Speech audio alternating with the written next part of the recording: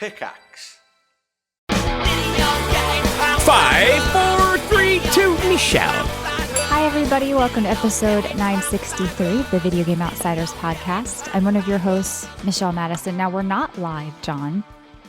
We're not because I was sick last night, but you and Ryan did a little live thing on Twitch. So we're going to splice Ryan's 10-second spotlight into the show that you and I are doing. So we're going to try to make it work.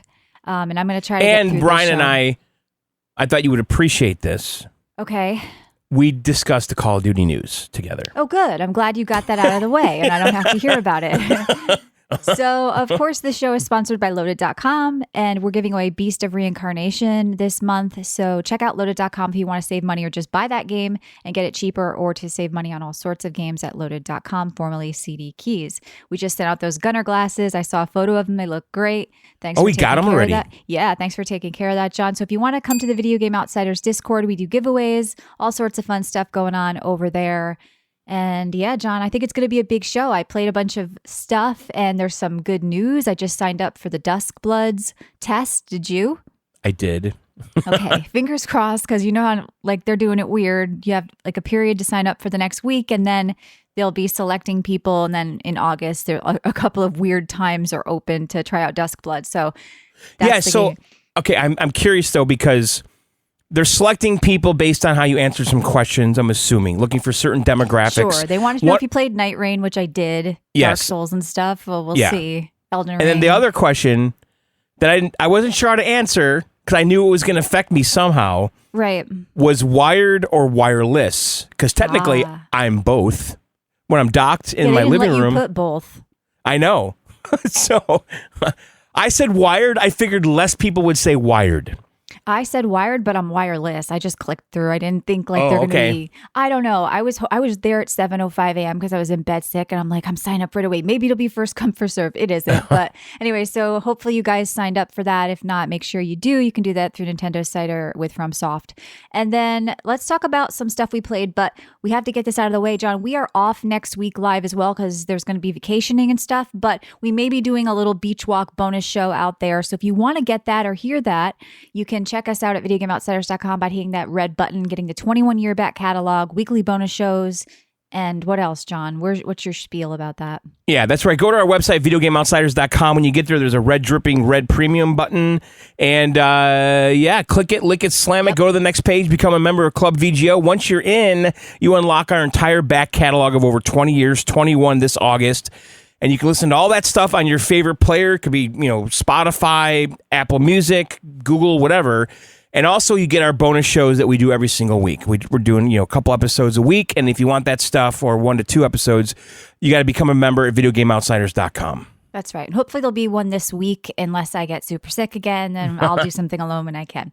All right, so let's talk about what we played. I was excited to check out Aniimo, which is a new creature collecting game from Chinese developers, and it's going to be free to play.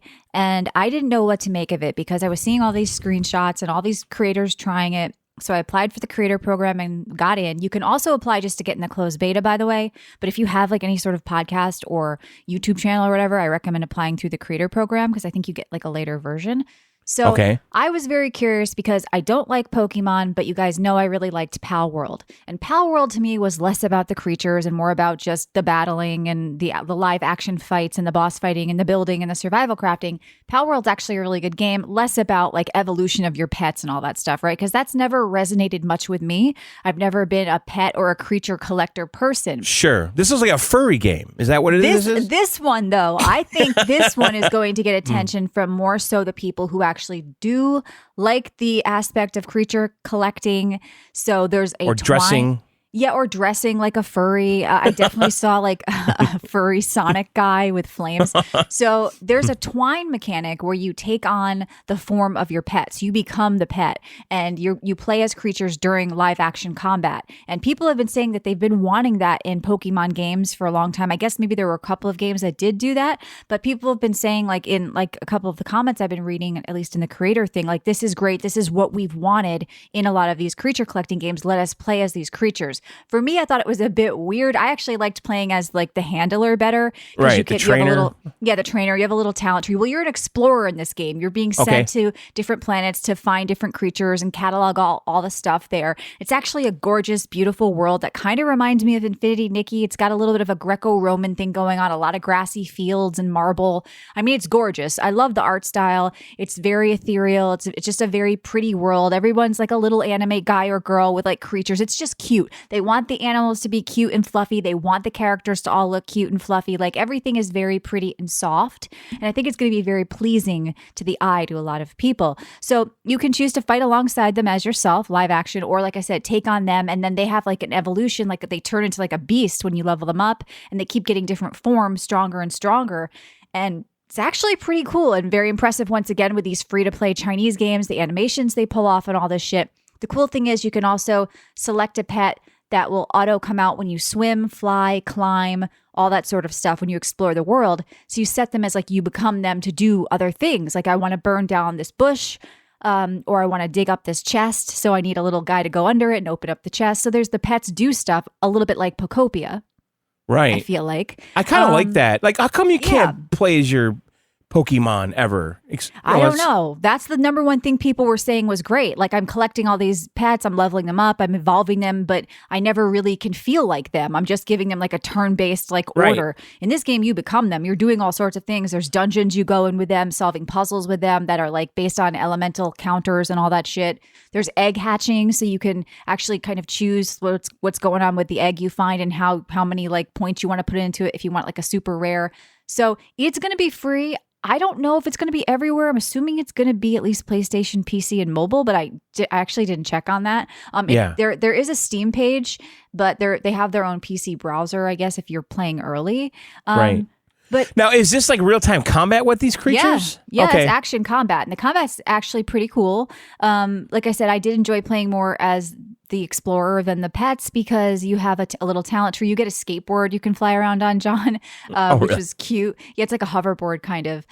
You have a couple of mushrooms you can toss out to hurt enemies or heal or level up your animals, like, or power them up rather. Like, I kind of like that support role better. So I do feel like you do have to take on the pets at some point, though. Like, you have to play as them, I think, to pull off certain moves or whatever. But I think most people are going to love that. I'm going to be honest with you. I thought this game was pretty cool. It's just not something I would play. I think, once you show me the screen with all the pets and the evolving and this, like, that's not ever been my thing. But I think for some people, this is going to be their thing. I think this is going to be pretty popular and pretty well received. It's just, I played Power World because I liked the gameplay of Power World. I think the crafting. The people playing Power World, and once again, it just hit 1 million concurrent, not beating the 2 million concurrent, but it's still doing very well, not because the creatures looked like Pokemon, because it was actually a really good game, and it was like just a good survival craft action battler. Now, this game, though, I don't think if you hate like the creature collecting thing that you're going to want to play this. Can you crossbreed them? Yeah, I think so. I mean, I don't know. I was honestly a little overwhelmed. I got through the second zone. And it's just this beautiful open world to explore and do all the typical stuff you can do, like puzzle. People are saying there's a little bit of Zelda in it. I can kind of see that too. So it's something I think worth checking out and just like experiencing the world and seeing it. But this is one I would only pay attention to if you're into all this creature collecting shit, because I think that this is the first like one that's supposedly going to be good and free to play. And I think people are like, oh, well, have fun competing with this now. Like, right. There's no gotcha stuff, is there? There's supposed to be, but it's not going to be, apparently. I don't know if this has been set in stone, but their goal is to not have randomized gotcha with the pets. So it'll be some sort of like, you have like a path to get to them, and it's not going to be like random, just making people pull for them. But you can just go around in the world and find these different levels of pets and collect them just like you can in all these games. But there's certain weird ones like alpha pets and then like ethereal pets and just certain ones that are harder to get. I feel like those might be the ones people are going to be drawing for. But there's cosmetics. I can see people buying outfits. I could see all that sort of stuff, or cute outfits and hats for their pets too, John. I saw like a way to like put something on your dog and stuff. So like people are going to get into that. But yeah, so check out Aniimo, and I think it's going to be coming out in 2026, but they don't have a date yet. But I could see this happening soon. From what I played, it felt very polished and kind of done already.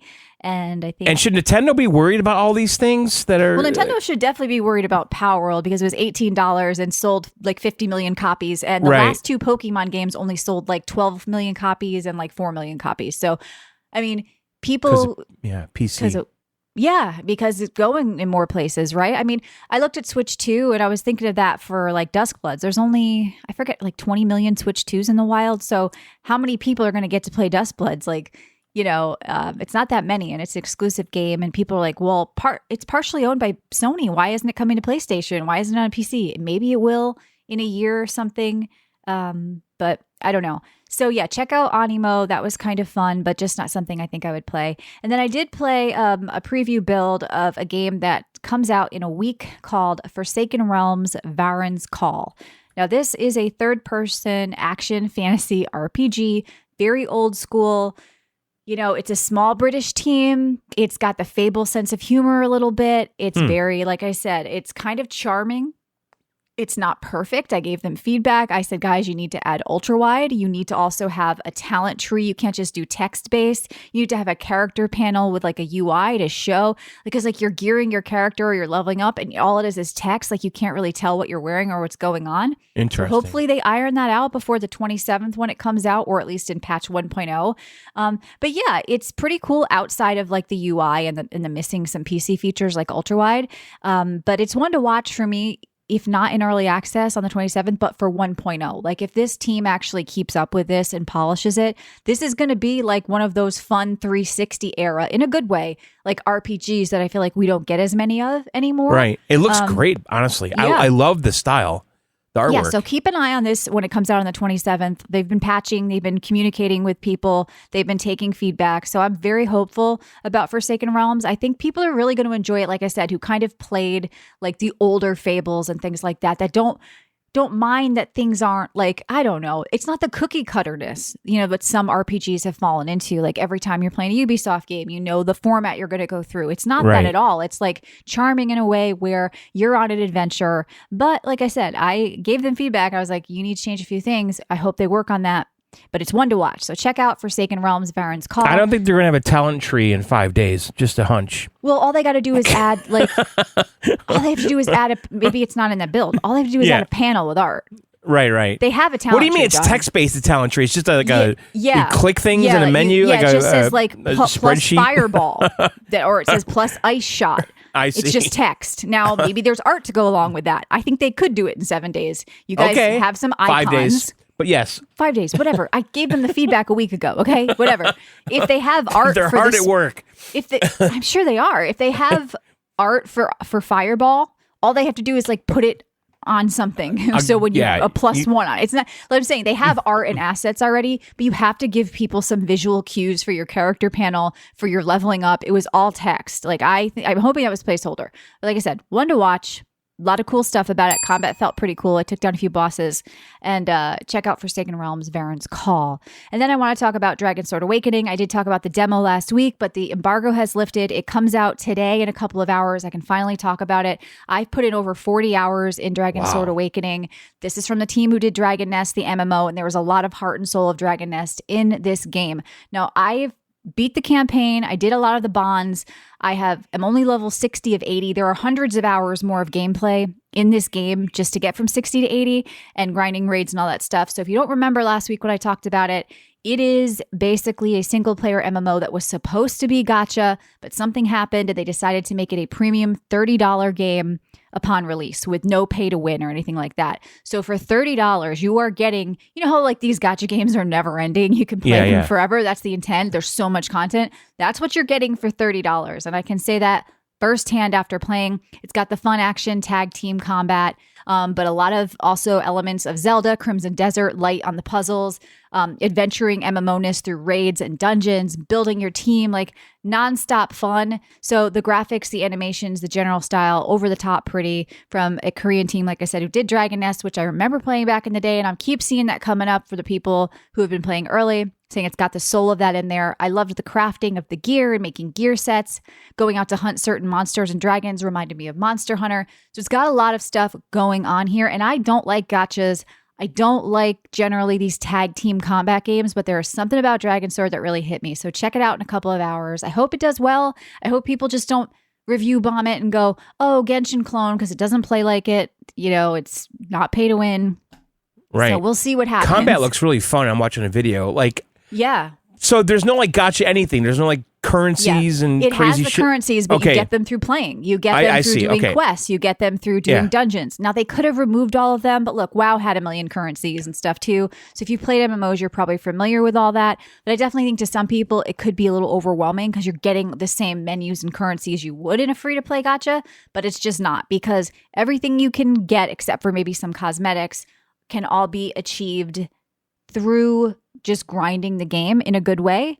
And so, yeah, I could be playing this a lot more if I wanted. We'll see. I'm kind of burned out with like the 40 hours, but beating the campaign. But I recommend people take a look at this one. So that's it for me. I don't know. There's a Grim Dawn expansion this week I'm going to be checking out, and some other fun stuff. A PoE 1 update. Maybe we'll see if I go back to Path of Exile 1. It's hard after 2. And I am just drinking Coke because that's what I like to drink when I don't feel good. All right, John, did you talk to Ryan about what you played? No, nothing. That's in the future, by the way. It hasn't happened yet. Oh, okay. No, I didn't tell him anything. Okay, listen. You know I like Tony Hawk, Michelle. Yes. I like the guy. I like his crew. I like the guy, game. You mean Tony Hawk? Yeah, exactly. I do. I like Tony Hawk. The guy. Yeah, the guy and his games. But anyway, imagine Tony Hawk never existed. Imagine skateboarding never existed, okay? And Sega, in the Dreamcast era, made a game like that. I guess they did, Jet Set Radio, but with trains. Oh, yeah. Is this Densha Attack? Densha Attack, yeah. Okay, so you like this demo, right? I did. I really enjoyed the demo, and we got a key for this, but it's also on Game Pass. Oh, yeah. I did see that. Yeah, but I ended up playing this on my Steam Deck pretty much exclusively. I did play it actually on my PC too. But anyway, so this is a crazy game, Michelle, because if you played this game, you really would think, without a doubt, this is made by a Japanese developer in Japan during like the Sega Dreamcast era, okay? But it's not. Right. It's made by a bunch of guys in Spain. Some dirty Spaniards made this. You keep calling them dirty Spanish because you're playing Assassin's Creed, by the way. Don't write us, okay? Well, yeah, the pirates, they don't like the Spanish or the English in that game, Assassin's Creed. But anyway. Where are the pirates from? Probably all over. They hate everybody. Well, that's what I'm saying. The pirates they're just kind of like mercenaries. They're just kind of like crew, yeah. Yeah. They don't have any allegiance to Spain or England. Yeah, they hate the governments, not the people. That's right. Okay, anyway. So I played the demo, and the game came out like last week. It runs fantastic on the Steam Deck. Holy shit, does it run well. And it looks good. It's very vibrant. It has like the cel-shaded, Jet Set Radio kind of look to it. It's basically a action sports type game. Basically, the developer said that he was like into trains. He went to Japan. He had some train toys, and he was like taking the train toy and flicking it around. You know those little like toy skateboards that people play with their fingers? Like he was doing that with the train. And he's like, you know what? I'm going to do a game like that with the trains where they're doing those tricks. And so the trains are on rails, and the trains have every skateboard trick known to man. You can grind rails. You could do all kinds of, acrobatic aerial things and stuff where you twist and stuff. You can do manuals, all of these things. And you're basically trying to get high scores, going around this map, playing different levels. And little by little, they're adding more abilities to your train. Like in the beginning, you can't grind. In the beginning, you can't do manuals. And so little by little, I just got the wall riding unlocked. And it's so much fun. It's bite-sized levels, Michelle. It takes you like 3 minutes to do one. You like get a that, score, though. collectibles. Sort of yeah. What's that? The small AD worlds. Yeah, you have the ADHD kind of. I don't know. Yeah. People are giving this great reviews, though. I did see a little bit of buzz around it. It's good. Yeah. Honestly, it sounds so stupid. It's hard to like wrap my hair around what it is. I'm like zoning out as you're talking around. I'm like, let me look this up because what the fuck is he saying? And I remember thinking that when you talked about like the demo too. Yeah, It didn't sink in like what it was. It doesn't make sense, but it's almost like Sonic on rails. Like on those Sonic games where he's on rails on courses, and you're on these train tracks and you're just jumping from track to track to track. There's obstacles coming ahead. You got to jump to this track that's next to you. Oh, there's a wall. You got to jump to the wall, ride the wall, and you can see, I can jump to the track to the right, and it's going so fast. And there's also boss battles. I beat the first boss. It was fucking amazing. There was this giant robot made out of trains that I was fighting, and it was so much fun. Like, this game is fun, and if you have a Steam Deck, I 100% recommend this because it runs so fucking good. Like, on my TV, my 1080p TV was like 60 frames locked nonstop, which you need for something like this that's so fast and furious. Yeah. It's out on Switch as well, I'm assuming PlayStation, Xbox, but Steam, it's everywhere, and people seem to like it, so... Yeah, not my thing, but no, it's my thing though. Yeah, I love these. So John, which is very John. I love these little like just like arcadey sports games like Tony Hawk. You know, I like Tony Hawk for different reasons because of the open world stuff. But old school Tony Hawk was more like this, where it was more like bite-sized levels that you're trying to beat your score and stuff, and basically get the objectives. Because like every level has like these graffiti cans that you can find. You got to find them. They might be on a track way over there, and you got to figure out how to navigate to that. And then those like unlock your ability to customize your train and all that. And there's also like some rivalries going on with other characters. I skip all the dialogue. I don't care about it. But like you do race against other people and stuff, like the AI. But it's cool. I totally recommend this game. It is my pick of the week. I don't have the soundbite here. Right. But and also this is going to be a great beach game if I go to the beach. Oh boy. No, you got Splatoon for that. I do, Raiders. Yeah. I can't wait. So Splatoon comes out tomorrow, and I know Walmart and Amazon had it for $10 less for physical, but Walmart sold out, and I'm kind of bummed about this. Right. So I got to figure out how to get it tomorrow. It seems like a good game to trade in. No offense, Splatoon. What do you mean? What? That is going to be one of the top action RPGs of the year. Like people are really raving about that. One of the top Switch 2 action RPGs of the year. I saw IGN's article. It's a bold claim with all of them. Of all action RPGs. Yeah. Well, I should stop playing Path of Exile 2 and just play Splatoon, I guess. Yeah.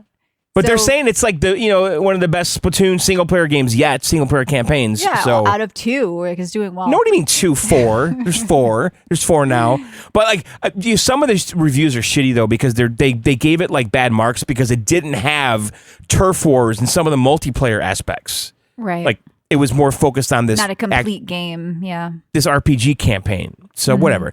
All right, and then I played Moss Forgotten Relic. Okay, this is the non-VR Moss, right? It is, yeah. Okay. And it's a little package that includes book 1 and book 2, so basically the first 2 games in one. It's like $18 right now on Steam. I also play this on my Steam Deck. It also looks great. I also played it on my PC. Also looks good, but the Steam Deck looks really great, and it also high like 60 frames all the time. So this is like a little Zelda type game, Michelle, where you're a mouse, okay? Okay. And this mouse you're a girl mouse, her name's Quill, okay? And she finds like this little stone in the forest that gives her this ability to basically move heavy objects that are way larger than her, okay? Now, why is it Zelda? Because looking at it, I thought it was very kind of top-down isometric platformy. Because of the combat, it's very much like a little adventure game, yeah. She's got a sword and there's combat, so it's like that kind of Zelda type combat. It is isometric-y, and I would say that's actually a minus for me because the camera controls itself at all times. Yeah. So basically how this game works, Michelle, it's a puzzle game. It's a puzzle, platformer, action, adventure game, okay? And so you're Moss working your way through this world. You come into an area that is very small, okay? And as you navigate through the area, the camera is moving around you on its own. That's probably a leftover thing from the VR. You can't control the camera at all, okay? But every area is basically a bite-sized puzzle or a combat section. And the puzzle aspect is using her ability to move objects. And so you're placing a lot of giant stones on switches a lot. Which is one of my least favorite things. There's a lot of stones on switches. There is in DragonSword too. I don't know. There is? Yeah, you got to keep putting stones on these things on the floor, and then you have to stand on one to open up a chest in the middle. Yes, there's all of that. So we've done that a million times. That's also a Zelda thing, by the way. Yeah, that's also a big Zelda thing. So anyway, your character has this ability, and so you're constantly trying to figure out how to navigate through this one little tiny area you're in. And again, it involves switches, usually in stones, or just like there was one section with a water wheel, and I had to freeze it, and then walk across it, and then unfreeze it with my thing. And then you come into other areas where you have combat, and the combat's very basic. The character has like 2 slots, basically a melee slot and an armor slot. And you do find stuff in chests. There's little like side quest areas that, where you have to navigate through a little area and then you get to a chest and then you get some better armor or whatever. But honestly, the game is slow It's boring. Okay, maybe maybe the VR thing was what was cool about it, and removing VR kind of removed the coolness. It's not bad, but it's so like I'm going through the motions with it. It's like, all right, oh, that didn't do it. No, okay, the stone there. Okay, oh, I see. The stone's got to go here. Okay, that did it. The gate's open now. Right. Like it's just so I like. started to feel that way with Elliot, and I know people loved it, but I started to feel that way after a couple hours with Elliot. Yeah. But at least, I mean, Elliot's a much better game, but it I'm is. just saying, I can get that where sometimes you just feel like it's too predictive of what you're supposed to do. It's sometimes too easy, too hand-holdy. I kind of felt like that with Elliot. Like, Elliot, you need to open the chest over there. Like I said, this one just like sounds like put the rock on the thing. Like, you got to get challenged a little bit when you're adventuring. I mean, a couple of the puzzles had me scratching my head, but nothing seemed impossible. I eventually figured it out, you know. And some of them were just beyond obvious, you know. But I don't know. I did like a boss battle in it. It's okay, but the combat's so simple too. All it is a attack and roll. That's all you have. Okay. And nothing else. Maybe later you'd get something more. I don't know. So I also heard cheap, that though it's like $13. it is for 2 games, and I heard that the second game, Book 2, is actually way better. And I don't know if I even want to start the second one. I don't know, but. I did want to mention one other game I played because it's Train Fest right now on Steam. Yeah, that's perfect for Densha Attack. Oh yeah, I didn't even connect that. Wow, you're right. It is a train game. You always tell stories about trains. Did your dad have them? My dad was a big train guy. Yeah. Yeah. He was really into trains. Like model trains when I was younger, and then also just trains in general. Like seeking out train museums, going on locomotive train rides through the Colorado Rockies, like all that shit. I've done it all. I went to a trolley museum once as a small child. There's a photo of me crying on my dad's lap because apparently I was so fucking bored. But I don't even know the differences between a trolley and a train. I'm going to look up Connecticut Trolley Museum. So trolley maybe is electric, I'm guessing. Oh. The trolley museum in Connecticut. Or single car. Oh yeah, people are loving this. It's like probably a single car, like in San Francisco. Those are trolleys, I would say. That must have been my mother's idea. Let's take the kids to the trolley museum. They're gonna love it. All right, so you picked up something on the Train Fest. Well, I'm just gonna mention this because I tried it. I didn't play a ton of it, but I thought it was really interesting. I don't think I'm gonna revisit it, but I'm curious about it. It's called Everrail. Okay. Have you seen this? I kept seeing it. And it was calling my name, okay? So this is a 4-player co-op PvE game. It's a survival craft game, Michelle. Yeah, it's probably fun with friends. You can't play this alone. I did. Yeah. You can. Well, I did it. Okay. But the premise is this, is that you're on like some moon, not our moon, a moon that, that you sent robots to colonize, okay? And something bad happened. The robots were supposed to go there ahead. I actually kind of like the story, though. They send the robots there ahead of you to basically start building infrastructure, and then the humans will arrive later, right? Right. Which I'm sure Elon's planning, right? Yeah, that's how they do it in all the sci-fi movies. Yeah, so they built all this infrastructure, these railroads and stuff, and these buildings and bases and stuff, and then they went haywire. Now they're bad robots, okay? And so you're basically going there, and you start in a base and you kill some robots, you start getting equipment and materials and all that. And then you go outside and it's freezing fucking cold and you run to the train. And you can only stay outside for so long, you will die, and you can upgrade all that shit on yourself so you can stay out longer. But anyway, you get into your train, and the premise is this, Michelle. The train has a battery, okay? And if the train's battery dies, the game's over. You're dead, permadeath, right? Oh my. And the only way to get the train's battery charged up is to drive the train fast, right? And so you're driving the train down these tracks. The world is big. It's kind of cool. And the train can eventually have like 1,000 cars on it. Like it can be that long. And you're basically when you're driving on the train, you're crafting inside of there to improve the train, improve yourself, improve your weapons, your equipment. Yeah, and you need people to do. You got to have people helping. Yeah. And then you're driving around this world on this moon, and then you're like, oh, there's a base coming up. You stop the train, everyone gets out, goes in the base, raises the loot, kills the robots, finds things, brings it back to your train before the battery dies. It's like an extraction shooter at that point. Yep. And then you start the train up again, and you just keep rinsing and repeating that. And I kind of like the premise quite a bit. Maybe if I played with a friend, I'd like it more. There's also a glider that you can get. You can fly around the world. I don't know. I thought it's kind of cool. There's a free demo, and I don't know what's limited about the demo because I seem to have everything available to me. Like, it wasn't timed or anything. Like, I was playing a full game. So it's called Everrail. Don't love it. These are the games though that are very popular, just like quote unquote the friend slop games. They aren't. It's not slop, but they said like younger people are wanting to play more co-op games than like multiplayer games, playing against other players. They want to play like with their friends and do this sort of stuff. So it looks like people liked it. I just think I don't like doing these things alone. I know. I always Some do. people do it. By the way, they pull it off, and they're fine. They can juggle like 10 things at once. I get overwhelmed and shut down. So, what are you drinking? Right, because someone's supposed to drive the train and navigate to the next base, and everyone else is crafting in the back. I want to roll, and I want to stay there. Like in Valheim, I was building, I was collecting wood, I was you know making the food for everybody. Then I'd go out to the boss fights, but I had a role, and I felt like I was doing it. I couldn't do everything. I couldn't farm. So I kind of think just better with friends type thing. I'd like to be the engineer. That would be my role. Mm-hmm. That's the pilot of the train, Michelle, the engineer. Great. Sounds good. Do you think they are really, really engineers? No. I don't. All right, that's it for me. I'm drinking a Gatorade Zero. Now, Ryan is Ryan going to talk about Digimon Up, or did he bring that up? He is. Yeah, he is. Did. Okay. Then in the future. All right. Ryan, what did you do? All right, Ryan, we're going to do your 10-second spotlight. Okay. This is going to be a little interesting and different because Michelle's not here. But she is here in the previous segment before you and I talked in this pre-recorded segment. Yeah, she's here, but she's not here. But she's always with us. That's right. So this week I played a bunch of indie stuff. Yeah. On top of DragonSword, which Michelle mentioned earlier. And one of these games is called Ascend to Zero. It's a top-down roguelike. Oh, classic. I know Ryan plays every top-down roguelike game that comes out. It's kind of a cross between like Bullet Hell and Bullet Heaven. Okay. But the premise Wait. like, Explain.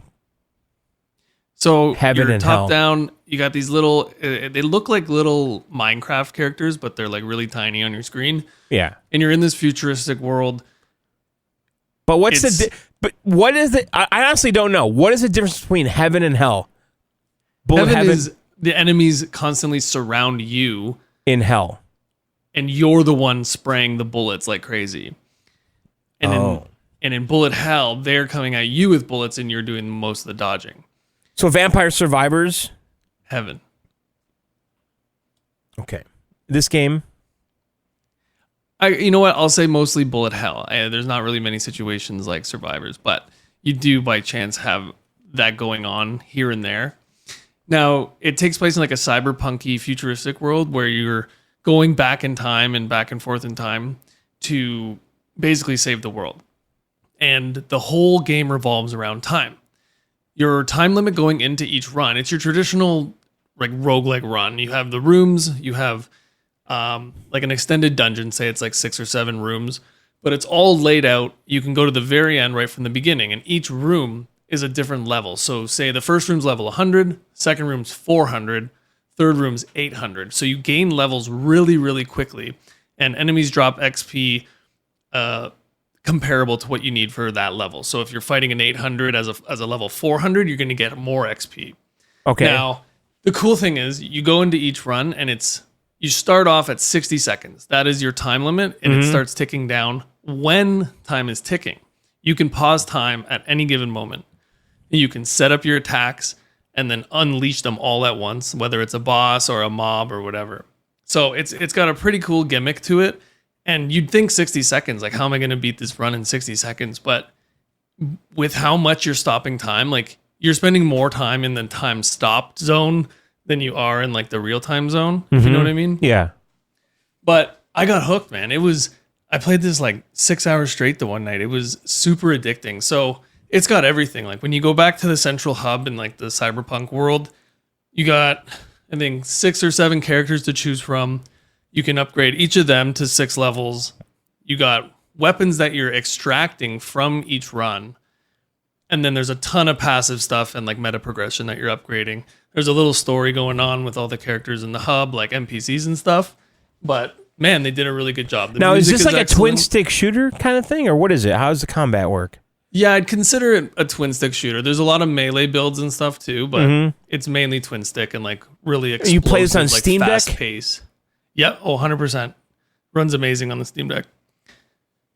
So I was playing on PC and Steam Deck, but I did most of my time on Steam Deck for this game. Really, really cool. Really good Now, Ryan, music. this is really an honest cool art question though, style. because listen, I like a good rogue. Yeah, It's a little oversaturated. it is very oversaturated, And- and it doesn't take like I don't find a one that really clicks that often, Right. especially lately. Especially the shooter ones. I mean, you go in, you get to your XP level goes up. You get to choose some buff, right? Like a passive or a weapon or whatever, right? Like is that Right. kind of what's going on here? Like Yeah, so every boss drops a selection of upgrades, and then you choose that, and then right. so you get like your upgrade to your weapons or an additional weapon or additional ability, and you have an ultimate as your character. So you have one of the 7 characters. There's like melee, you have a shooter, you have a guy that carries around drones, you have a spear. Right. They all specialize in one of the weapons. I do like essentially. all And they- the inventory slots though. Yeah, so you go in and excuse me, you essentially you pick up items as you go, and you can bring them out of the world when you die. So whenever you die or you complete a run, Yeah. you bring them back in, you can sell them, you can convert them into currency, you can upgrade them. Right. And a lot of the times they come back broken, so you have to repair them too. So there's like that kind of going on in the background, and you save them. So you have an inventory and a stash where you can save them. So you're like, oh, I got this really good spear. I'm gonna keep it for when I use the spear guy to do a run with all spears. Or like the original character you unlock, the very first one is they're good with all weapons, so you can do like a mixed build. Or there's the gunfighter, you can use all guns. Like it's really cool, but you're extracting weapons and gear. So you have like 8 gear slots and 8 weapon slots, and you craft your character. Like it's very cool how you can like refine a build. You can either go in knowing what you're gonna do, or you can just let the game kind of show you here, like this is where your build's going, go in that direction with it and kind of follow it. Right. But yeah, I had a really good time with this. I'm definitely gonna continue playing. I think I have all the characters unlocked. I haven't beaten it yet though. I haven't beaten a full run. It does get pretty difficult. The whole time thing is crazy. Like you're spending most of your time stopped. So and there's a lot of ways to gain more time or to like extend that time. So it's not as like unforgiving and like scary as you might think. You're like, oh, 60 seconds. That's not long, but some runs can go up to like half an hour long. But All yeah, right. really fun game. What else? I played a lot of Stellar Blade. Not going to spend too much time talking about that, but I love that game. You guys were all correct. I love Nier. I love Stellar Blade. I think I'm about halfway through Stellar Blade. Just, man, the graphics, the fights in that game, they're awesome. I love it. I love the art style, everything to do with that game. The parry system, it all just fluidly runs together so nicely. Right. And I'm really excited for Now, later in the game, sequel. is there a lot of platforming? Are you experiencing that? Because I was starting to get into the platforming shit, and Not that I'm seeing right now. No, it's like I did after a lot that of like first boss on the roof, there's like a lot of yellow paint that starts showing up. there is yellow paint. Like it's actually kind of funny. Like it's literally yellow Yeah. paint slapped on the wall Yes. or like on a ledge. That's only guiding you to like hunt like. But I remember like having to shimmy collectibles. and jump, and there was poles. Yeah. So it'll take you to a secret boss. Yeah, there is like little tiny sections of Yeah. platforming. But other than that, yeah, you're finding collectibles along those routes or a way around certain things or like a way to a secret boss or whatever, a secret weapon or item. right. But yeah, man, really cool. Really looking forward to the second one. That game looks really The cool. second more one looks melee, like- sick, by the way. Like just Yeah, it looks- like the cyberpunk like city and shit. Like if that, I'm all in on that shit. Like I'm all in. give me that all day long. Especially now that I've gotten to play the first one. Like, if it's anything like this combat, I know this one's going to be even better. Like, it's just going to be that much more like snappy and precise, and it already is. So it's really cool. I really like it. Now, John, I played a game on mobile called Digimon Up. Did Oh, you happen boy. to see this? Yeah, Michelle tried it, I think. Okay, so Michelle tried. I know she had mentioned it in the Discord. I don't know what to think. I think this is like the biggest money grab in mobile gacha history. So Now, Ryan, I have to ask you though, because like Digimon to me is like the Temu Pokemon. It's just like low rent, fake Pokemon. Do you I feel wouldn't call like it Teemo, but Temu? but- Okay, Temu. I wouldn't call it Temu. Alibaba Digimon. It's what? No, because I don't know. In my head, like I grew up with both of them. They both came out at pretty much the exact same time in my head. Okay. But Pokemon just kind of took off, whereas Digimon had its niche audience and kind of they were still around for a lot of like the heavy Pokemon days, like the OG days. Yeah, I remember this. And they were never just a Temu version. They were Wow, they if were anything, they were a year apart, by the way. So Yeah. Pokemon came out in '96, and then Digimon came out in '97. So it's That makes sense I with thought my there was memory, a wider yeah. spread, by the way. Cause I remember like when my kids were younger, like you go to Burger King and they had like a Digimon meal or something, Yeah. and I always thought like this is like some ghetto ass Pokemon. Like it just didn't. It came out, yeah. When they came out, like close to the same time, you think one copied the other. I don't think that was the case. I think it was just like the culture at the time. Right. But if anything, Digimon is so much deeper. There's like lore. It's more adult rated. Well, it is now though. It's, That last game. What was the last game called? The big game. Time Story. Yes. Story Time Stranger. Yeah, that was good. That was a really good game. That was amazing, and it seemed more like adult. Whereas yes. the way I think about Digimon, it seemed like a little kid thing. Like, Yeah, it like grew up with its audience, I feel Okay. like. Whereas Pokemon kind of Stayed the same. Stayed the same. Yeah, they every time they took out one main character, the next one they brought in was a young kid. They're aiming at the younger audiences, right? But this game, John, Yeah. it's an auto battler, okay? So you Oh, it obtain is. your first Digimon. it's cards too, right? Like, Oh my god, yeah, it's everything. But it focuses on this one screen the entire time, and it's it's not side scrolling. Well, it is side scrolling, but it's auto battling monsters on screen. So you can have your one main Digimon, you have a partner, you have a support, and they all take form of something else. So your partner Digimon is actually your Digimon, but your supports are cards, and you can have up to 6 cards. But then not only do you have those 6 support cards that you level up if you get duplicates and whatever, you have every other support card you own gives you some sort of passive buff. okay, And then there's a SP partner is what they call them, pretty sure, or SP support, which is one singular other Digimon that you level up, but it's not your actual Digimon, but it's a card. And you're gathering these things through a gacha system. There is 4 battle passes. Jesus. One main battle pass that gives you like currencies and tickets to pull characters and whatever. And then there's 3 other ones that are just full of currency. So you complete daily and weekly challenges to get that currency. Like they're not necessary. I don't think actually any of them are necessary, but I'm seeing people, because there's a little text chat in there. People are spending like thousands of dollars and they're talking about it in the game. I'm like, how are you? This game goes nowhere. I kind of like Really? With I don't get stolen it. gift cards? Like, what yeah, are they maybe. doing? Yeah, really. But I continued to play it for like 4 days, just free to play. Yeah. And I got one of the limited time characters.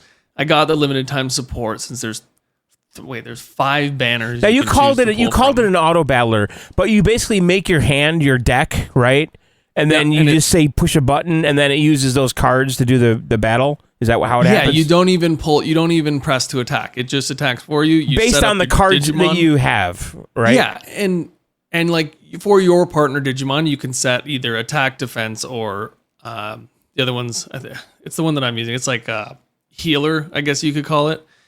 So it goes down a healing skill tree, and there's just so many things to level up. Like I couldn't even list them all. So you have your Digivice, your cards, your support character, your Digimon. Then you have these chips that you can add. There's a whole camp mechanic with multiplayer. There's a PvP system. There's a raid boss system. And it's so hard to explain like how many different systems are in this game. And I honestly think it's there just to confuse you. Really? But now that I'm like 3 or 4 days in, my character's like level 90. My Digimon's level 99. I'm moving on to my next partner Digimon. But like there's no point to the game. It's like Big Dick Simulator. It's like who's got the best like the best combo or the best set of everything. Like how much money did you spend or how much time did you invest into this? Because like at some point you just stop. You can't do anything. Like Right. you just let it play. And if you're not spending money, you're not going to get anything else. But I don't know. Weird game. I don't think it's everyone's cup of tea. It's definitely not my cup of tea. Right. It's grinding the game. Exactly. That's exactly what it is. Old school. So it's, what it's a else? little bit weird. What else? Yeah. I played a game. Boom gifted me a game called Pathogenics on Steam. I don't know if it's on any other consoles or anything, but this one is another top-down bullet hell game. It's a twin stick shooter. This is like purest form twin stick shooter. You are a parasite in a body trying to basically kill off all the good parasites, and you're trying to infect a human. So there's actually like human cutscenes like in between levels, and you start off as there's a bunch of different shapes of parasites. Each parasite has 2, 3, or 4 little like what are those things in Path of Exile that Michelle really likes? She always talks about them, like the Talent you tree? insert them onto your weapon. Oh, like slots? What do you mean? The slots. Yeah, so you have slots, but they're called something. Anyways, so you fill those slots with different things. Like you have a mitochondria that you add to it, and then you have weapon slots. So like you're basically building this parasite. So you can have 4 weapon slots on this parasite and like 3 internal slots that buff your attack or buff your attack speed or whatever. And you're basically floating around the bloodstream of a human body. Very fast paced, very fluid movement, like you're floating in water or blood or whatever it is. Yeah. And you literally start in an infection on some guy's foot, and That's it zooms in funny. on the foot, and then you make your way up the body. So like the first level is the leg. Second I level actually is the like this stomach. idea, I have to say. I mean, it doesn't look that gross. Look at the screenshots. Is it kind of No. like gross It's body not stuff? gross. You're at Okay. like a biological level, right? Like it's just I didn't expect to like it, and then I saw Boom gifted it to me. I was like, all right, let's play it. I jumped in. I didn't stop playing it. It has like, till, like, 1 a.m. overwhelmingly last night. positive reviews on Steam. Yes. It's incredibly deep. It's incredibly fast paced. It's super fun. The music is incredible. The graphics are very bright. And like Michelle said, she's like, oh, I don't like the way that looks. I'm like, you know what? I think they nailed the look for like what they were going for with this Right. like whole parasite disease thing. It kind of looks like Geometry Wars or something. Remember A that little game? bit. Yeah. Like that very bright, colorful gameplay. Yeah. But you have a bunch of different classes, and they're each a different parasite. So one's like a melee parasite, one's a long distance parasite, but that doesn't matter because you can attach a tentacle that's a melee tentacle, and you have these 2 guns on the side, and each of those nodes is a different weapon all the way around the parasite. And then you can add nodes inside, like you come with your standard 3, but as you mutate, you can add more weapon slots on the outside and more slots on the inside to buff you. And it's really cool. Each class also has a skill tree, and I'm assuming the final boss is in the brain, but I haven't got there yet. So, All right. Anything else? I want to talk about some news here. That I want to do one news story with you. yeah, cool. All right, do you have any more games? No, that was my last one. All I right. really enjoyed it. So, if All right. you do like it, it's on Steam.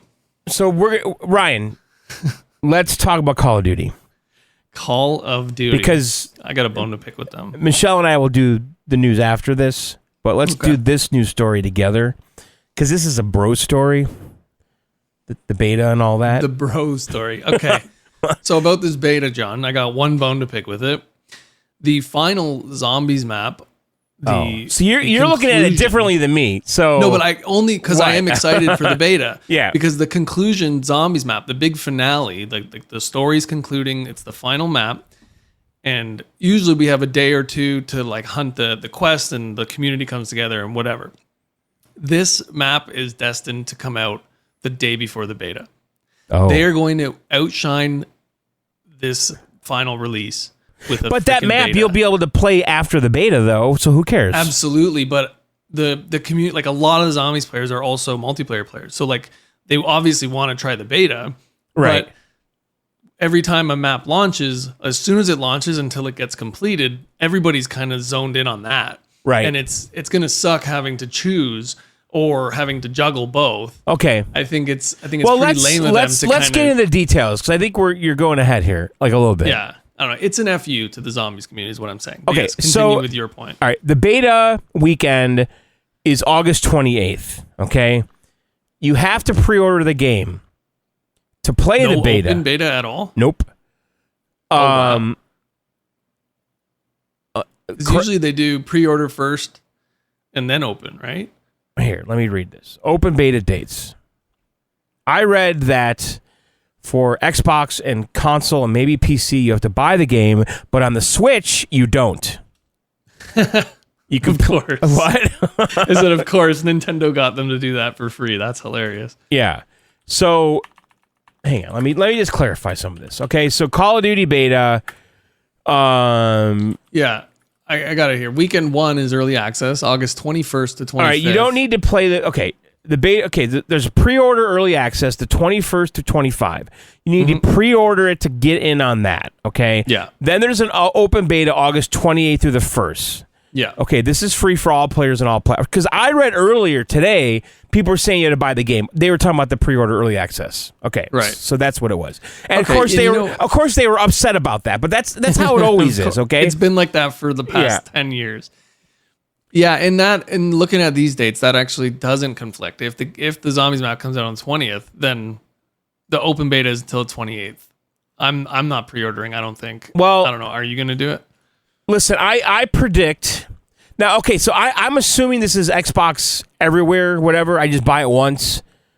It's COD. It's Battle.net, right? Like if you have an account, not you can Battle.net. No. It's just they're not doing. I mean, they're probably doing Battle.net still, but you don't need that anymore. It's like because if you buy it on Xbox, you can play it on PC too, right? Yeah. But One it's all purchase. linked. Like I have it on. Yes. I have it on my PC. But I can play on my PlayStation too. Like COD is linked in the background. That's progression, but I'm talking about like buy once. Owning. Oh. Yeah. It's not on Game Pass this time, dude.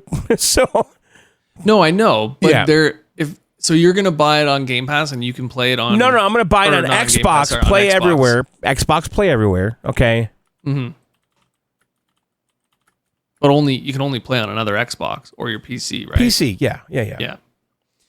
It's play anywhere, okay? So I will buy it on Xbox and PC Xbox, okay? Xbox play anywhere, buy once, play on Xbox console and PC. Okay. But here's the thing.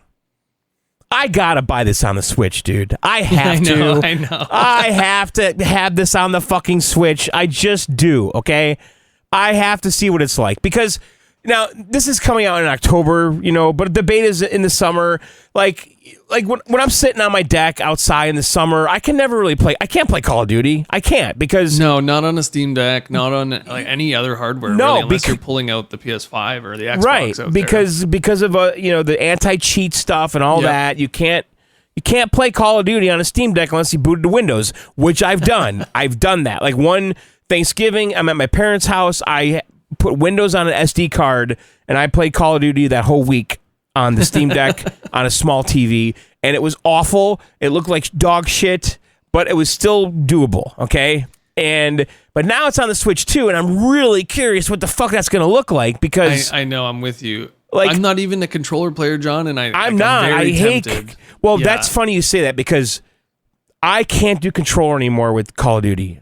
And every time in the winter I go upstairs, it's a Sunday, it's snowing, there's a fireplace going.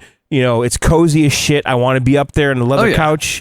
And then within 30 seconds of a controller match, I'm getting destroyed, and I'm like, fuck this. I will leave the match and come down here and go mouse. But it's funny because controller is the preferred input for professional Call of Duty. And every year I convince myself, like you're saying right now, why don't you try controller? So, but I'll sit on my PC and I'll try it like 200 frames. I'll try with my good controller sitting on my computer, and I get my ass kicked every single time. I can't understand. do it. But here, Call of Duty is a funny thing to me because I started playing Call of Duty on PC. Okay.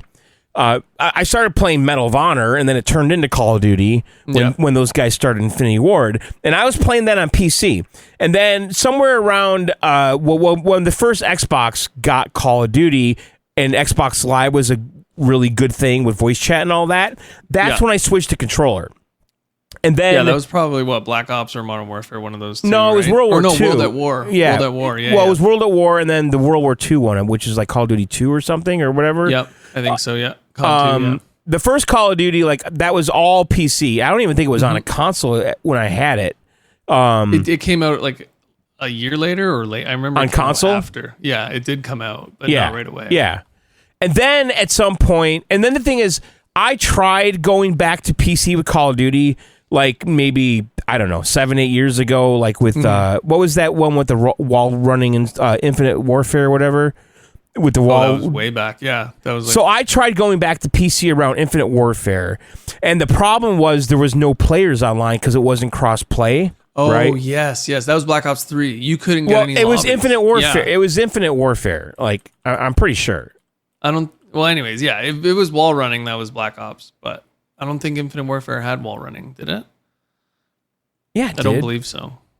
Not the multiplayer. They had like the jetpacks and shit, didn't it? That was Black Ops 3. No. You sure? Oh, no. You're right. Yes, the multiplayer had the jetpacks, the boosts. Yeah. Yes. So like I bought like the DLC, you know, all whatever the bonus shit was Yeah. to get more maps, and there was never any fucking matches. So then I went back to the fucking console because I couldn't play on PC, right? Because Yep. nobody was fucking playing it. And then somewhere I think around maybe Modern Warfare 2019, when they did the crossplay, then it was like that's it. Now I'm home, PC all day long. And it's crazy that it took them that long to do it too, because I remember Yeah. even playing Black Ops 4 Blackout, yeah, and there was like no lobbies, and it was full of cheaters or whatever. It was Yeah. like it was dead, which is crazy because I remember that was like Okay, the last by the time way, I ever played on console. I like, nailed strictly. the date exactly. Call of Duty became cross-platform October 25th, 2019. That's a COD bro for you. So I nailed the date. so it was in 2019 because that was when Modern Warfare 2019 was out, and Yeah. and then it was like, holy fuck, never going back to fucking console on that Yeah, shit. because then Cold War came out after that. Everything Yes. was cross-platform. Yes. Everybody was going Yeah. crazy. I had it. I remember I bought it. I bought the PS5 yeah, with Cold War, played it on Christmas Day, and then I went home. I played on PC, and it was very nice, very Yeah. fluid. Everything matched up, everything synced up, and crazy it took that long to get it. But yeah, John, I don't know. I want to get it. I'm not I love multiplayer. Maybe this is my year where I just go ham at multiplayer. Well, Ryan. Or they have the DMZ mode, but are you gonna try the gyro or the mouse and keyboard on the Switch? oh, Because if that I don't works, think so. if that works, Maybe. I'll definitely Like attempt like it. Splatoon controls? I don't know. No, because like you have the mouse with the Yeah, but the gyro. I mean, with the Joy-Con, right? Like on the desk. you do, but I need a WASD keyboard to move and shit. Like, I don't know. Have you ever used one of those things where it's like a controller in your left hand moving, and then you're I tried what it is with it? It's like a Metroid for like keyboard and 5 controller. seconds. yeah. It's not very good, weird. dude. It's very All right, awkward. but here's the thing. I cannot express how excited I am for this game, okay? Because Modern Warfare 2019 is my favorite Call of Duty of all time. yeah. Okay, Good game. it just is. I like that aesthetic. It's a little more grounded in reality. There's doors. Got to have doors. There's fucking claymores. They better have all Doors that. and claymores. They better That's have it. all that shit intact. Okay, It will be there It's for a little sure. more just realistic. I mean, I like Black Ops 2. Don't get me wrong. I can play Nuketown every day, all day, every month, every year, and I have for the past fucking 3-4 years. Like, yeah, they're just two very different feeling shooters, right? Right. Like you're saying, like you're trying to describe. And it's and more very tactical. noticeable. It's Yeah. more tactical and slow. And I love Modern Warfare, and I don't think they're going to fuck this up. I've seen a lot of videos and clips, so I'm very excited about this. And I do think I'm going to buy it twice, and I don't care. And and here's the thing too. Have you heard about this Gilded Pearl weapon camo pack? Is that like the pre-order pack? No, Or the it's a deluxe unique. pack? It's a uniquely serialized Oh God. weapon camo. It's a camo with a number on it. You have your own unique number, individually numbered for the first 100,000 players to unlock it. Okay. Oh, that's interesting. Yeah. So it's a grindable camo. Like So you can have work for to, it. but you have to get this. You have to play Black Ops 7 Season 5 to get this camo. Okay. Wait, it's not a Modern Warfare. Oh, it unlocks in Modern Warfare Yeah. when you complete it. So Oh my this is what God. Call of Duty says on their website. Prior to July 23rd and the launch of Season 5, digitally pre-ordered or pre-purchased Modern Warfare. So that means I have to... Wait a second. You have to pre-order the game. Wait, and then you have it's to wait. play it. It's July 21st. Prior to July 23rd, that's today, and tomorrow. So they want your money now. Yeah. And the launch of Season 5, I have to digitally pre-order or pre-purchase Modern Warfare 4 in either Standard or Vault Edition. I will buy Vault. Players who pre-order or who have already pre-ordered Modern Warfare 4 will instantly receive the Gilded Pearl Camo Pack. Okay? Okay. And then the Moonlit Pearl Universal Camo unlocks immediately, along with a challenge that becomes available near the start of Season 5, allowing you to earn the Gilded Rune Universal Camo. The challenge to unlock the Gilded Rune weapon camo will begin on July 23rd. So you play Black Ops 7 to Yes. unlock this exclusive camo, and Yes. it stays in Black Ops 7. It's a Black Ops 7 camo. I don't know, is it though? Those players who the way you just described it, you get that camo. it's in probably in Modern Warfare 4. Warzone. I'm sure it's in Warzone. Oh, too. it'll be in Warzone. Yeah. Yeah, 100%. Those players who pre-ordered Modern Warfare 4 digitally should expect to find the Moonlit Pearl Universal Camo in your Gunsmith Camos menu.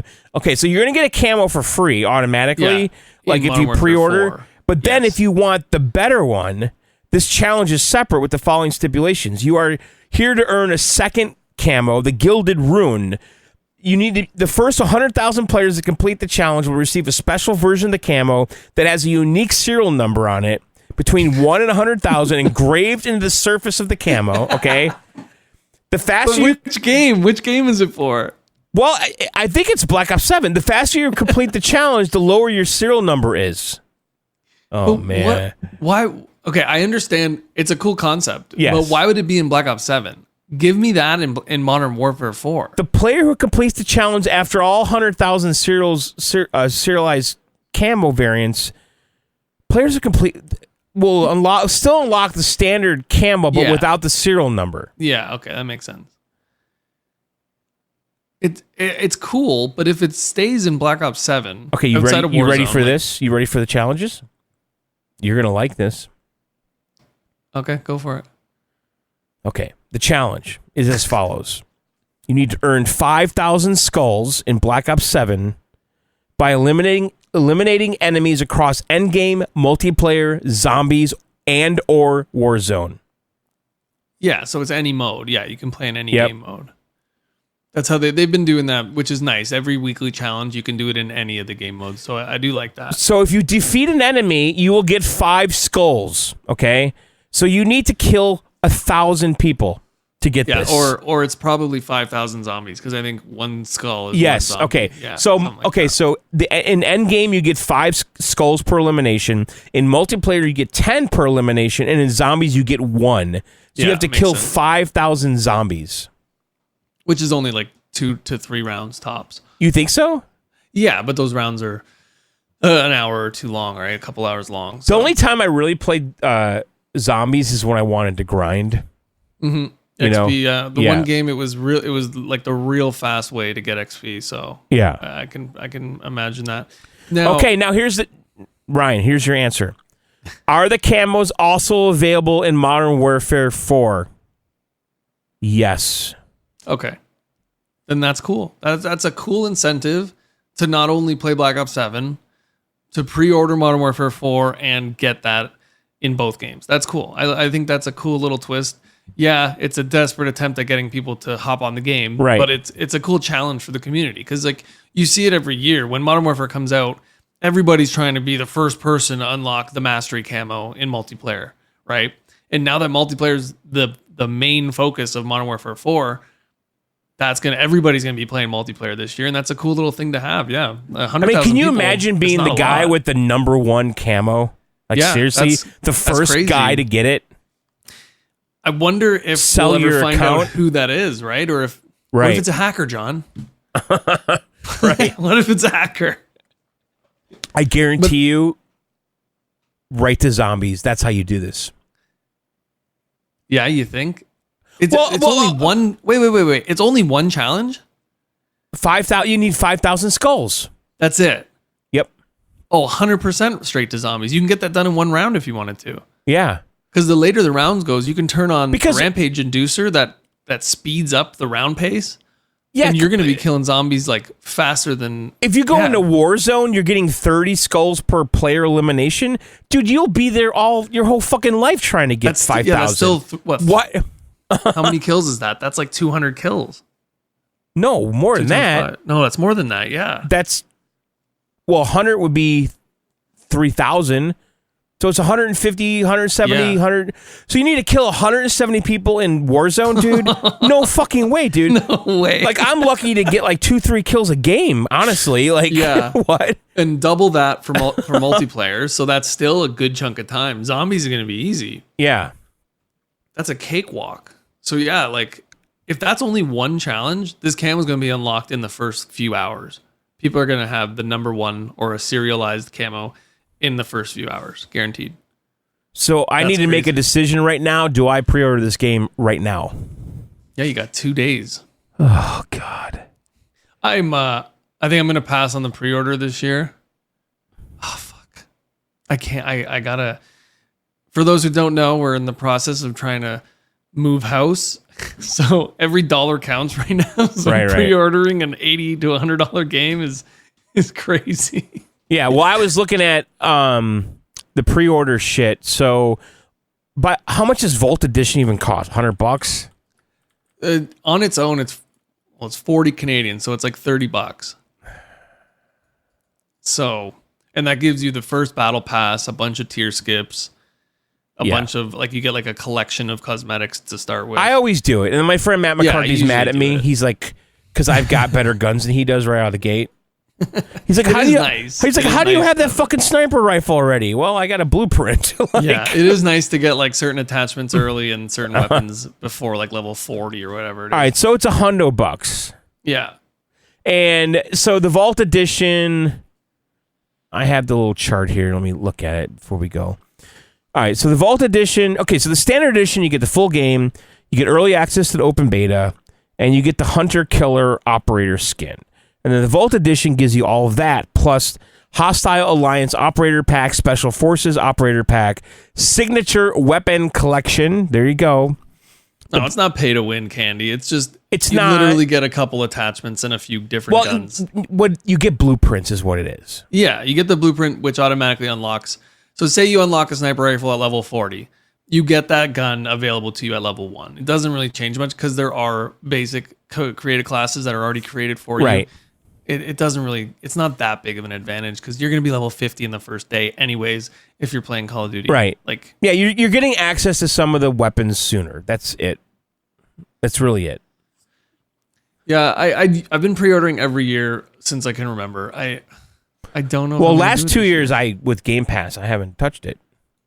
I still bought it, yeah. Well, no, I still did the Vault Edition, though, upgrade Right. with Game Pass. Mm-hmm. So, all right, Ryan, I think that's going to do it for the news for you and I. And Michelle and I are going to Okay. continue the news right now. And, Alrighty. thanks for stopping in.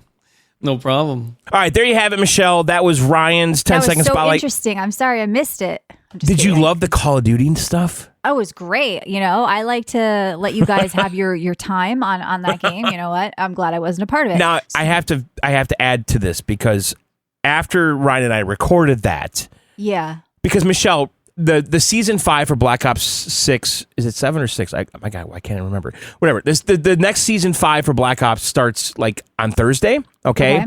And if you pre-order the game before then, Modern Warfare 4, if you pre-order that, you will get like some camo and then also the ability to, if you're one of the first 100,000 players to unlock this other camo, it'll have a serial number on it.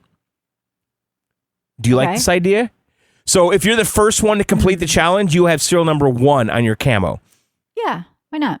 Yeah. So anyway, so last night I did pre-order Modern Warfare 4. I did get the Vault Edition.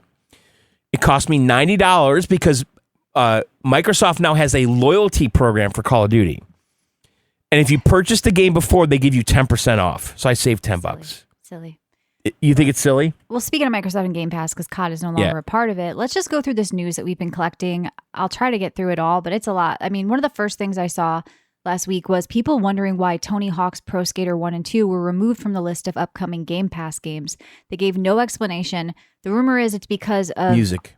ongoing stuff with Activision and Microsoft. The What do you Black Ops mean? ports They didn't own release them. on Xbox, and now they took the games off that list too. Don't know. drama between them? Music, you're thinking? Maybe it could be something simple like music. I think it's with Tony Hawk, it's always a licensing thing with the music. Okay. Yeah, that is such a problem. It's a shame. Because they sign a deal for 2 years, right? Or a year or 5 years or whatever it is, right? And they're not renewing it all the time. Yeah. And they're like, okay, we'll make the game for 5 years. We'll print the discs and that's it. I've got to read some of it. Sorry, go ahead. Yeah, go ahead.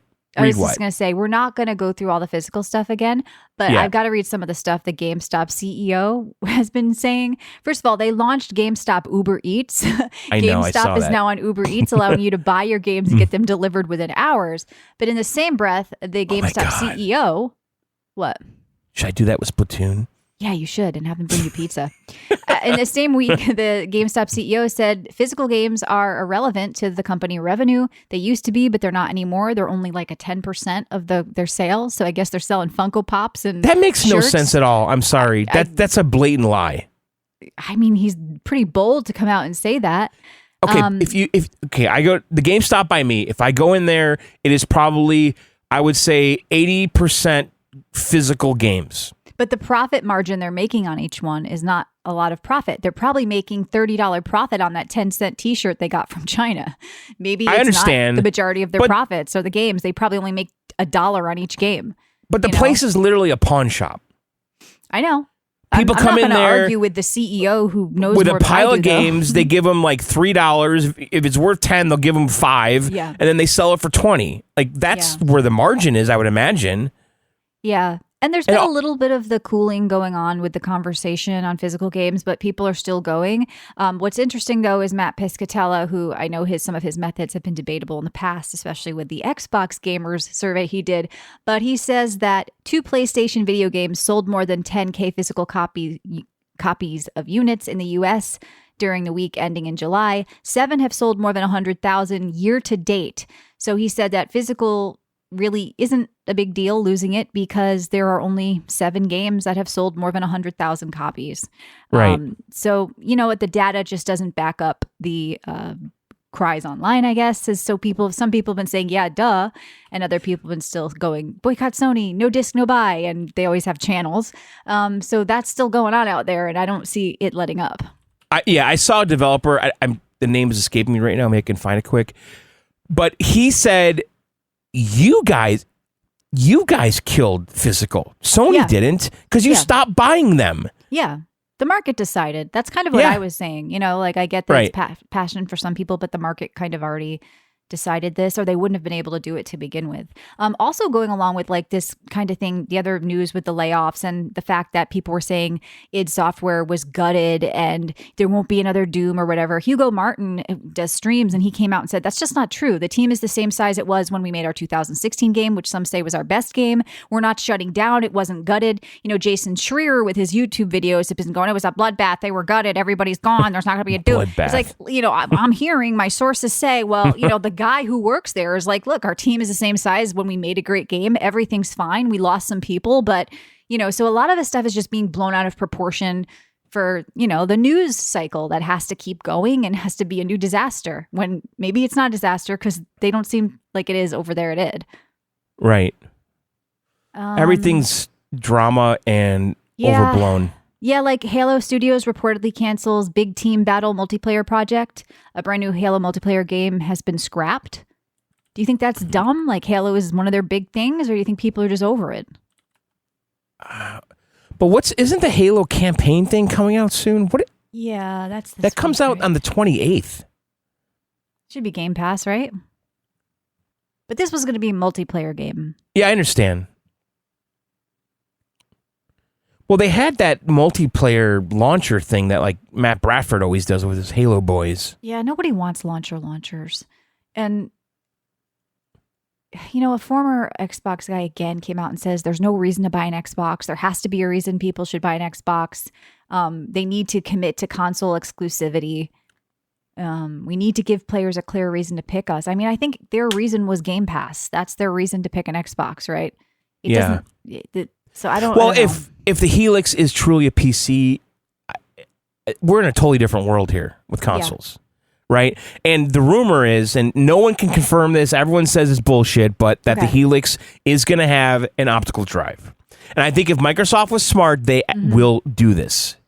I really hope they do, just cause. For what, old like Xbox games? No, just because it'll give them maybe an edge over the PlayStation somehow. And I'd like to see how because I know when I you want look to at see the how actual sales of the people buying physical. I it's not gonna understand make a all dent. that, but I do Yeah. think that the perception will be different though online at but least. see, what perception isn't reality. That's the Well, thing. yeah, the well, bottom line, hard dollar. It's not and the saying. The facts and saying stats is are the same. perception is reality, but okay. Not in business. I could tell you I'm rich if I'm not making $1 million every year. I'm not. Right. Like you're Yeah. a bullshitter. Like so, I think when it comes down to like facts and figures and looking at the data of what's selling and the money being made, they could be cool on Twitter. Xbox could be real cool on Twitter and people could be making Asha memes, but when nobody's buying their games, that's not going to help Xbox. So, yeah, I'm a reality. Well, over on perception comicbook.com, it says this article Xbox Project Helix leak has longtime PlayStation fans preparing to switch sides in the I don't console know. wars. It's pretty What? funny. It's pretty funny, but I don't see it happening. You don't think so? Nah. If the rumor is true, many longtime PlayStation fans are vowing to make the switch. Hey, that'd be great, especially if it has Steam on it. I mean, but it'd be fun for people, but I just don't think it's going to happen. I think, Well, the optical... Okay, so here's the thing, though. If Microsoft is really doing that like disc thing where you can rip a disc to your digitally to your system, well, then they need to have an optical drive, Michelle. right. Maybe that's in there if that's the point of it. It's like, hey, guys, Right. get your old stuff on. Get it on your Because account. the only way to do it would be to buy an old console. If you have the new console, you have to buy the old console to rip the disc. That doesn't make any sense. Yeah. That could be just something they're testing. We don't know if that's something they're testing for this. No, that's coming soon, that Okay. disc ripping thing. Mm-hmm. I think that's in our news. Yeah, we talked a little about it last week, too. I know there was a video, Destin, whatever his name is.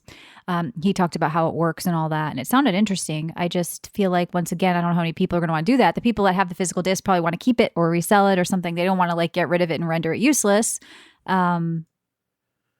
So Windows Central Jez Corden had anticipated that Microsoft would reveal its disc to digital program. So they're saying before July 31st? Well, it's the 22nd. So on a new podcast, he explained that by July 31st, Xbox console owners should learn how they can preserve physical games. Well, they got to act fast. Like you said, it'd be good for PR, Right. But I don't know what about outside Yeah, of it that. says news likely to come by end of the month, while Xbox will capitalize on PS5 physical game outrage. Yeah, I think they could definitely capitalize. I just don't know if it'll move the needle as much, but I'm curious because people are still going to war over that, at least on X, but they're always warring over something. And other news here, a note from Bethesda. I didn't read all this, but I know Todd says, oh, we're committed to our big games, Fallout, there'll be a remake, Skyrim. What was the gist of that? Pretty much that they're sticking Yeah. with Starfield, and they have Okay. millions of players, and they're working on Fallout. Mm-hmm. Um, The core games are coming back. We're not going to try to create a new Right. IP or something.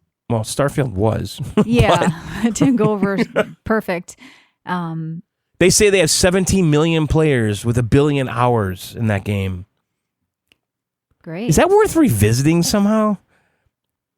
Maybe when DLSS 5 comes out and there's mods and shit that can make. Well, there people- is a mod I saw. There's a Yeah. mod I saw because people were... Because the thing is, when you get into a ship and you leave the planet... I wanted to remove the 10 different load screens and entering this. Yeah. That was a one of modder the- supposedly Yeah. has fixed it or is in the Yeah. process of doing that right now. Yeah. There's also 'Cause a whole that's- UI change with what you can pick up. Like I was looking at mods at the time because I found the game so unbearable. I was like, if Right. I'm going to play this, I need mods. And there were already people like that identified like the 5 problems I had. They were working on mods for it. I'm like, hey, these modders figured it out. I figured it out. What happened with Bethesda not figuring this shit out? Right. It's so strange, So Bethesda's... basically the gist of this, though, is that their future right now is Fallout, Elder Scrolls, and Starfield. Yeah, that's fine. How about Indiana Jones? Yeah, it's like a one-off thing. You think so? Yeah. So I don't think so. what's all this news here? There is some more Microsoft news about... I just kind of like that they're doing this. They're making some of their older games backwards compatible on PC, and it's happening like today, like right now. Okay. So Conquer Live and Reloaded, which is a game I love. That's a rare classic. You can play it on PC now, supposedly. Makes sense. You have these games. It's probably an easy fix to put them on Steam, put them on Game Pass. You know? Blinks, which is like some mascot platformer game. I don't think I ever played that. Crimson Skies, that is a game I liked. It's a classic. And Fusion Frenzy, which I never liked. But so yeah, they're doing some tests right now with those games, and I have to try this. You also get Xbox Game Pass if you join Meta's Horizon Plus, which I don't know who does that. But they're trying to get Game Pass in there. It's the Trojan horse. They're trying to get it in all these devices, you know, and all these different other sub-services right now. Right. And then Steam Deck sales fell up to 82% after price hikes. I mean, that's not really news to me. I knew you'd say that. Yeah. I knew, the price doubled. I knew that you were going to say. Let's make a news article about it at videocards.com. So Hasbro Pulse collectibles. Yeah. What's okay. happening? So I'll tell you what's happening tonight, Michelle. All right. On Hasbro Pulse's website, you can pre-order or the new Zelda figures. Now these are from Breath of the Wild, right? Yeah. Looks like it. So they're I'm not $28 a fan bucks. Of Zelda's face. She's got a pig nose. What the fuck? I don't like them. These have a high level of articulation, Michelle. Which, if you're their faces, they gave them. If you're a swine collector of faces. figures, the articulation is very important. Okay. Yeah, I see Link is casting some stuff. He's got a bent knee with like a. These don't look great to me. I'm sorry. So they have Zelda, Link, and Ganondorf. Like I wouldn't be opposed to buying a little like Link figure. I kind of feel the same way. But it has to really look cool in this one, isn't it? I'll have my sister 3D print me one. I'll be honest. This one doesn't look very cool. I think they're going to sell the fuck out of these. Oh, yeah. Probably sell out. I think Link looks okay. If you look closely at his face from like an up angle, he's Right. got like Miss Piggy face. They're definitely a little off or whatever. So that's in 4 hours. The first comment on IGN, none of you need any more toys. I hope they're being sarcastic. They're probably just a nasty asshole on the internet. That's hilarious. I mean, nobody needs more, but if people want them, whatever. By the way, I'm trying to figure out when I can play Conquer on my PC. Is this like right now? Does it have a Steam page? Or is it just Game Pass? It's through the Xbox app. And I think they added Conquer to Game Pass just now. Deeply meaningful, Namco's arcade racer Armadillo Racing is getting its first ever console release. Were you into that, John, as a kid? Or Which one? I've never heard of Armadillo Racing. I don't know what that is. Namco's arcade racer is going to come into consoles for the first time. I have no idea what that is. Is it like literally like armadillos? Yeah, they're racing armadillos. Are they fast? I've never seen one. I think they're kind of fast, but they always get hit by cars, right? I think so. Yeah, I'm not familiar with armadillos. I have to tell you.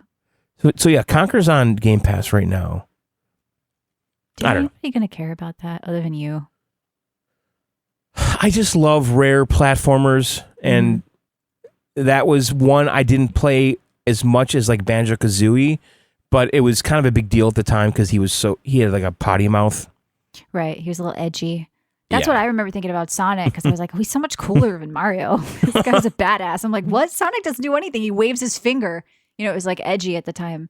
What about the Marathon's PvE mode? Some people are asking, can it save the game? Numbers are kind of flat right now. Do you think other modes? I mean, because that's kind of what we said. We're like, yeah, the extraction mode's great, but it kind of needs more modes. I'm not opposed to trying that. Yeah. I listen, I don't think Marathon shit. I don't.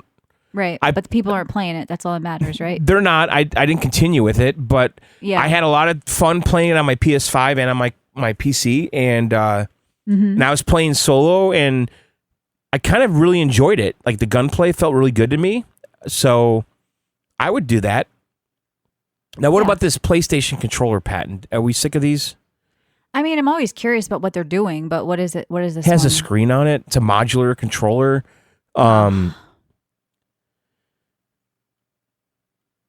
So I think you can like take the parts off and put them back on. They're not going to do this, right? No. It's going to have a display that can display phone calls, messages, and other alerts. Like I want my text coming through my controller. No, thank you. It's going to get some dudes in trouble. You're getting the game could automatically pause while the player is in the process of dealing with notifications on the controller. That's a little too integrated. I think people have their phones with them anyway. It has a rotating dial. It's too much. Just something else that can break, as my dad used to say. I don't think people like the PlayStation controller, like haptic shit. They really do. So I think kind of leave it alone. The touchscreen can show menus, settings, messages, notifications. The rotating dial lets you scroll through those menus. So there's some kind of a dial that you're using for navigation of the screen, of the UI. It's got a detachable touchscreen, so it's not on there always. A rotating dial, magnetic modular components. What's the point of this? So you could like take off like the analog stick and put it back on, or put it somewhere else, and a built-in support for notifications and quick console controls. Do you think they just patent this shit just cause? Yeah, like they're like, just to like, you can't do it. Oh, we own the screen thing, you know? Yeah, if Nintendo comes out with it because they hate each other. So, right. Before we get out of here, I'm just going to quickly look at our gaming news. I usually don't ever go here because it's a cesspool, but I'm kind of curious about what the average gamer is talking about or thinking about. A lot of posts about the Xbox vice president of engineering leaving just 3 months after joining. Saw that. Yeah. He's out. He's done. I don't know what to make of that. We're very concerned with layoffs and firings and leaving. I don't really care. You know what I mean? Like there's a lot of that. Right. Maybe he got a job offer like last week. Maybe his wife just got pregnant and she's like, I don't want to raise kids here. Let's move. We don't know. I don't care. Maybe he should have taken the job. A bunch of posts about that.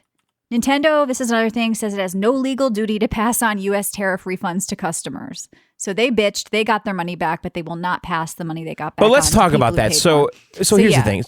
They didn't adjust the price anyway. But here's the thing. First of all, that's a slippery slope. That's a precedent. That's what they call this, okay? It would have been a nice thing to do, but I don't think But Michelle, under an obligation. How many millions of corporations paid tariffs, and all of them are getting refunds, okay? Mm-hmm. So it's not just Nintendo. It's everything. Go into Home Depot. All that shit in there is made in China. They paid a tariff. Raised their prices, though. I think a lot of people did. Yeah. I mean, Sony did. Get it. I see all these people Valve under did. posting first Sony, now Nintendo. Why are these companies so anti-consumer? Hey, moron. If this was the first inkling you ever got that Nintendo doesn't give a shit about you and they want to make money and it's a business, I don't know what to tell you. But yeah, John, I know what you're saying. Everybody's doing it. Whatever. It's shit. It's shit. They could have done something nice and said, we'll pass this back on with a new savings event. But it's not just Nintendo. It's everyone that paid a tariff raised their prices. Yeah, but gaming people are extra angry at everything at all times, and Nintendo owes us, and I can't get upset about this. I mean, so Nintendo gives the consumers back the portion that they raised the price, and then now what? Like some Hinge company and Home Depot has to, and like you see what I'm saying? It's like everything. Yeah, but nobody would ever bitch about that. Somebody's like, I paid $9.99 for this door handle, and you got it now for $4.99. I want my money back. Let's take it. There's something about the gaming mentality of people getting like. They're crazy. They're just like angry people who don't have anything going on other than like fighting the fight against corporations, which, guys, if you thought the corporations were your friends, like I watched this one YouTube video of a girl saying like she was using like therapy language about how like Nintendo betrayed her, and people are saying that about Sony too. They really betrayed me. It's like, guys, they were never your friends. What Nintendo's doing is the same thing every company is doing. Yeah, I like picking on Nintendo, but I think here we're reaching a little bit. Right. And sure, Nintendo, their statement was wrong, that but Nintendo's statement was users voluntarily paid that higher price. we didn't make you. We didn't make you. And also they left it high even when the tariffs got adjusted. They didn't then lower it. So this was just their price. Maybe you can't prove it wasn't their price. The Switch 2, like, didn't they just lower the price? Isn't it like cheaper right now? Like $50 or something? You can get a game with it and save $30. Yeah. Yeah. So, I mean, you don't have to buy these things. I think that's people are going, why is it like, if you don't like it, just don't buy it, but I don't think if you did buy it. But we also have RAM and memory too. Like, so. Yeah, there's a lot of things going on. Nintendo is raising the price to $500 like soon, I'm reading. But I'm sure that's a function of memory right? Sure. Yeah, I think that that's obviously a reality. Ramageddon is what's once happening again, right you're now. choosing to buy it. No one's forcing you to buy it. People Right, have you're to buying take it in the environment that the economy is in at that moment, Yeah. right? Yeah, and you don't have to partake in it. There's older systems, like the used stuff is booming. Like I've heard Right. from many people, they're going through and selling all their old consoles. They're going for like what they paid for it. Like people are interested in PS4s and PS5s now used, and even old Xboxes are still going. Like you don't have to get the latest thing, but you can still be a gamer. But people are very angry out there on the internet, John. Once again, because of this your perception is reality thing. I think that they think if they bitch enough at Nintendo, they're going to get a check for $4.99 or something. I don't.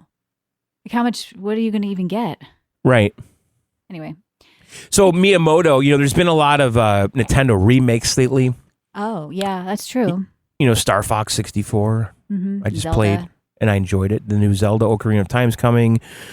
Nintendo tends to go back 1 or 2 generations lately and re-release a game, Yeah. And so they got to get the new kids that have just been born. Well, this is what Miyamoto said. He said, some people might say there are a lot of remakes, but after 5 years, a lot of people have outgrown games and stopped playing them. Young people today don't have opportunity to play game from 10 years ago, which is what I've always said, right? Like a 15-year-old or a 10-year-old or a 12-year-old has no idea what happened fucking 10 years ago on Nintendo, right? Or maybe he does. I don't know. But so remaking them to be more playable and releasing them again is a good way to meet the demand. Letting people know the original games also leads to future development. So this is what I'm saying about Ocarina. That Ocarina of Time game is going to lead to future development of something else with that engine and everything they learn about that, how that game works. Don't you think? So we've been actively they pursuing might it recently. Like you said, it could be a different engine. That's the new engine for the new Zelda, or maybe it's just an art style they're pursuing. Or and the thing with Nintendo is kind of like Disney; they need to reinvent new fans every year as the other ones age out. Or maybe with Nintendo they don't age out, but Nintendo still has a large majority of families and children and new people discovering it. And yeah, it's nice that they get to revisit the old games, but I think Nintendo has to start to be better with carrying on libraries and not charging for upgrades, which one to switch to, and all of that it's stuff. necessary. Okay, so Star Fox 64, Michelle, I think that game's beautiful. The character models and the gameplay, it's very modern. If you go back to Star Fox 64 and you attempt to play that today, you're going to be just kind of offended by it. But isn't that included in Nintendo Switch Online? And couldn't people go play it? And kids could find it that way. But I'm saying it doesn't hold up. Okay, it's playable. It doesn't look like a new game, okay? Have you seen Roblox? I don't think the kids care.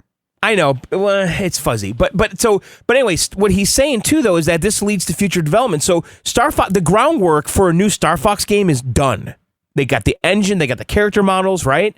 How hard it would be to make the next new Star Fox game based on what they just used. So I hope they do that. I hope he's serious about that. Sure. All right, well, we're going to get out of here. We're sorry for the hodgepodge show, but we tried to make this work. Remember, if you want to find us during the week, there'll be a bonus show up maybe this week, maybe next week, all that extra stuff, depending on if we do it for everybody. We don't really know what's going on, but there's not going to be a live show next week on twitch.tv/John and Michelle, but we will have something up for you guys. So if you want to support us, head to videogameoutsiders.com. Keep us ad-free by hitting that red button, getting the weekly bonus shows, the 21-year back catalog, and come on down to Discord to support us or win games or just chat. We like to hear from you guys. Not enough of you guys come down, say hello. And I think that's it. Yeah, that's right. All right, guys. Thanks for listening, subbing, all that shit. Video Game Outsiders, out.